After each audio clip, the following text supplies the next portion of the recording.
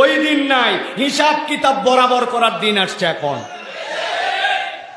মুয়াজ্জিন ইমাম 7 দিন করে ছুটি পাবে মাসে, আর সভাপতি 7 দিন ইমামতি করবে, সেক্রেটারি 7 দিন মুয়াজ্জিনি করবে। যোগ্যতা থাকলে সভাপতি হও, সেক্রেটারি হও, যোগ্যতা নাই এই রাস্তায় আসো না, ঠিক কি না? ইন্নামা ইয়ামুরু মাসাজিদাল্লাহ, মসজিদের দায়িত্ব তারা আসবে মান আমানা বিল্লাহ, আল্লাহর প্রতি ঈমান আনা লাগবে। এরপরে নেককার মানুষ হতে হবে, মসজিদের নামাজি হতে হবে। আপনি নামাজ পড়েন না, সভাপতি মারান, ওই দিন শেষ। সবার ছুটি লাগে, ইমাম মুয়াজ্জিনের ছুটি লাগে না। একদিনের ছুটির জন্য 3 দিন শেষরাবে, ওগুলা কোনো নাই, মাসিক প্ল্যানই থাকবে। কোন 7 দিন ইমাম থাকবে না, কোন 7 দিন মুয়াজ্জিন থাকবে না, কথা শেষ।